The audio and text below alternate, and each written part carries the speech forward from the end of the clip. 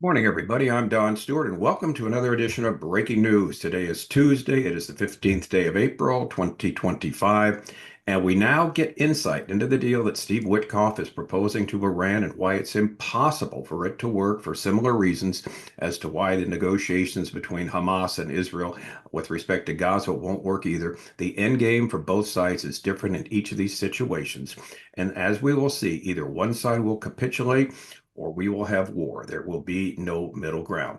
Here are the two headlines that we have from the Jerusalem Post. Steve Witkoff: Trump seeks to limit Iran's uranium enrichment. This is from an interview he did last night with Fox News. So we get an insight into what he's thinking. And then the Jerusalem Post has their own editorial: Time for Trump to show his tough rhetoric on Tehran that carries results. And we'll see that doesn't quite go far enough either. All right, today we're also going to consider Jesus' cursing of the fig tree as we look at the events of Holy Week. We've already looked at the triumphal entry on Sunday, on Palm Sunday. And then Monday, we looked at the first event that took place afterwards, which was, of course, the cleansing of the temple. Now, the third event, the cursing of the fig tree. And they all have to do with the same thing: Jesus pronouncing judgment on Jerusalem for rejecting him, which took place some 40 years later. We'll explain that later today. All right, let's get to the headlines. Headline number one: Witkoff: Trump seeks to limit Iran's uranium enrichment. This is from the Jerusalem Post. Steve Witkoff, Trump's envoy and the U.S. representative in nuclear talks with Iran's foreign minister, to Fox News said the following: Iran must not possess nuclear weapons, and it should not enrich uranium beyond 3.67%. U.S. President Donald Trump is seeking to limit Iran's uranium enrichment to 3.67%, the White House envoy Witkoff told Fox News on Monday night. Now, this is certainly a significant statement, as it's considerably more lenient than what Israel demanded, publicly voiced by Prime Minister Netanyahu, which called for the Libyan model, meaning the complete physical dismantling of Iran's military nuclear facilities. Iran should not have nuclear weapons. This can be achieved through an agreement, but only if it's a Libyan-style agreement. This is what Netanyahu said following his meeting with President Trump last Monday. This means going in, blowing up the facilities, dismantling all the equipment under American supervision and executed by the U.S.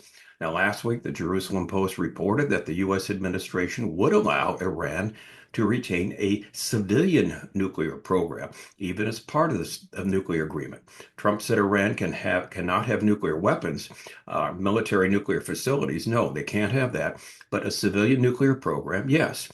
A source familiar with the details of the Netanyahu-Trump meeting told the Jerusalem Post.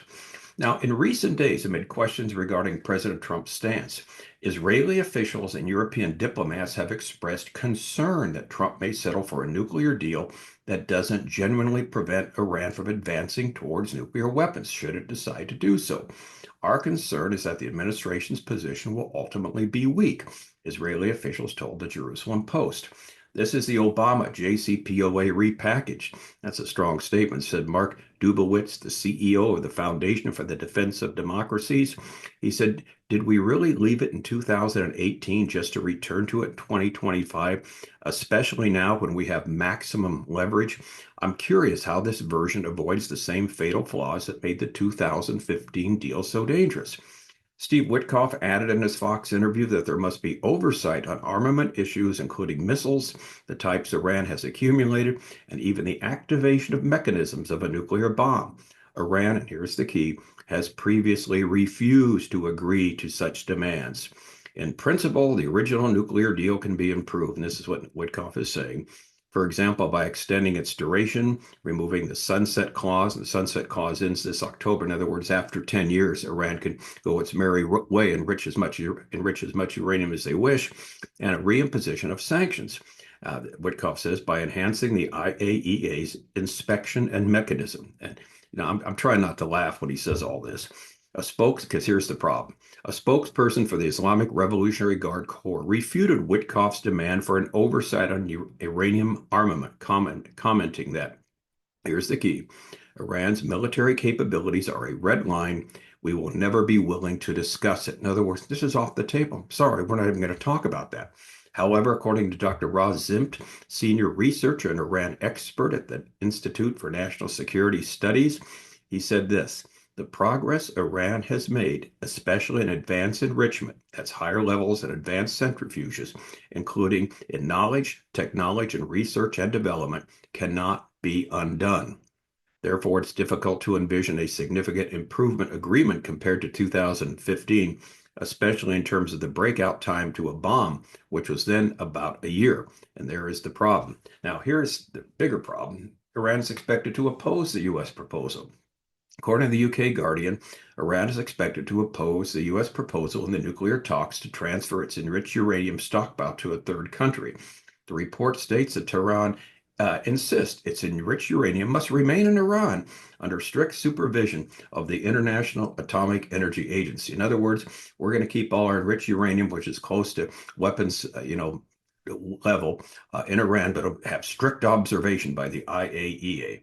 Now, on Saturday, the parties are expected to reconvene, and this time it'll be, of course, in Rome to continue negotiations. This week, Rafael Grossi, Director General of the International Atomic Energy Agency, is also scheduled to visit Tehran. All right. So what's the summary here? So we now have insight into Witkoff's thinking, namely, make a better deal than the one Obama made in 2015. The problem is, as this article states, we are not living 10 years ago. As the one expert we just quoted said, Iran has made progress in the last 10 years, progress that cannot be undone. Furthermore, as we just also read, Iran says the demand for oversight of its military capabilities, missile programs, etc., is a red line and can't even be discussed. And notice how they won't allow enriched uranium to be moved to a third country. Instead, it must remain in Iran under strict supervision of the International Atomic Energy Association. Now, who is kidding whom here? So, all in all, here's the bottom line. It seems that a compromise is impossible. If a deal is agreed upon, it will have similar problems as 10 years previously. However, the situation now is much worse. Indeed, the difference is Iran has moved dangerously close to producing the nuclear bomb that everyone said would and could never happen. So, what's going to happen next?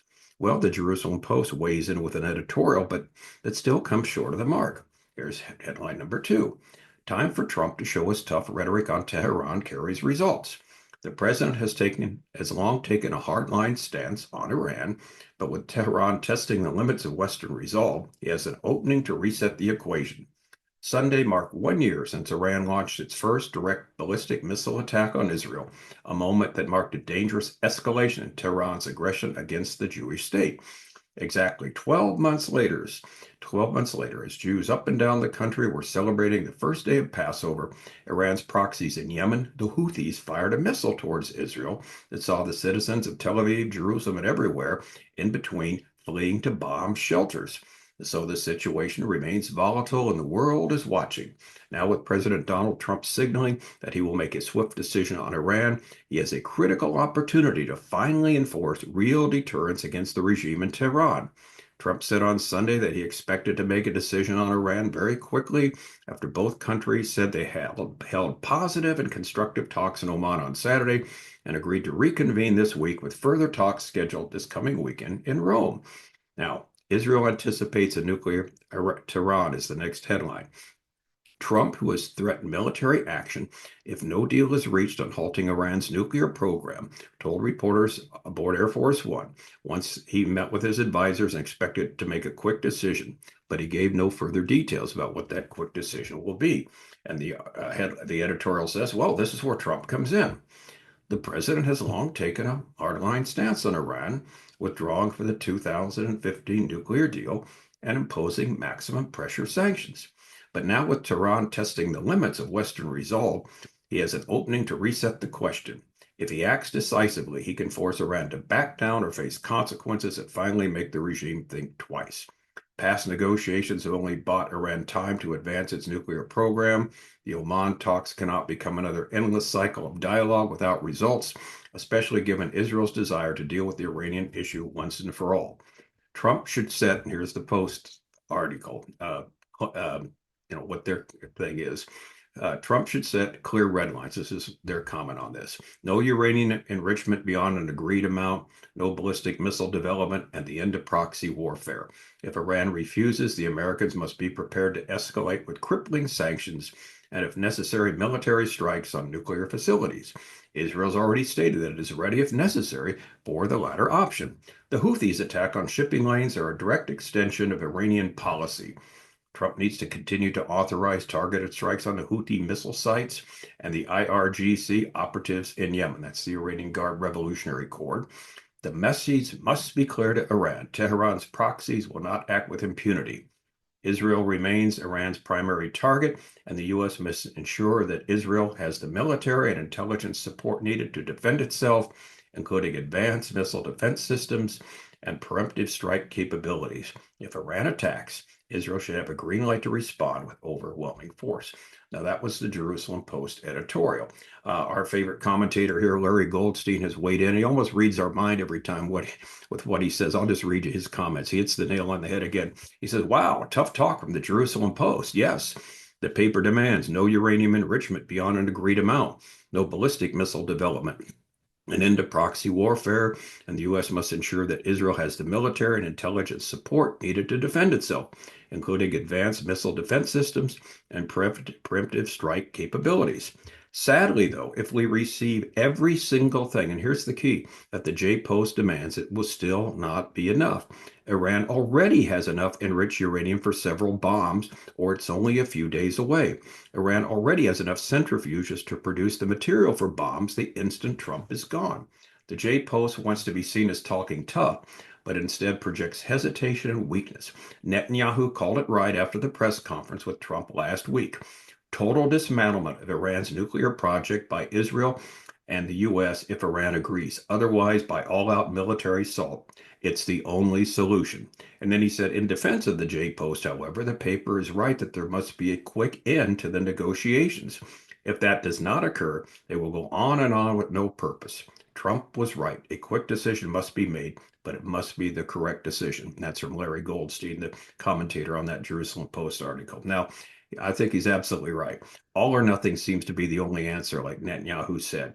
And we should know soon, one way or another, weak deal or no deal. So, bottom line, deal or no deal. We'll keep you posted. Now, as always, we must be reminded of the ultimate outcome that has already been revealed to us in Scripture. We know that a number of predicted events will occur in the future, but will culminate in the second coming of Jesus Christ. And it's important that we always realize this. So we've got the blue skies ahead for us as Bible-believing Christians. We've documented all this in a couple of our books on our website, Educating Our World. Look up a timeline of 50 last days events where we list what's going to happen according to Scripture still in the future. And then, of course, our book, 25 Signs, we're near the end. These are both free downloads under the heading of Bible prophecy on our website, Educating Our World. It doesn't cost anything. It's free and will basically help you understand the situation as it now stands. So again, we're at the proverbial crossroads. The U.S. thinks they can make a deal with Iran. I think there's not going to be any deal whatsoever. Iran has these red lines. There's no way they're going to let them dismantle their nuclear program, or at least check it out enough to make sure Iran is not basically breaking the rules of the deal. So we'll see. We'll keep you posted on all that. As always, I'm Don Stewart. Thank you so much for watching. And until next time, may the Lord richly, richly bless.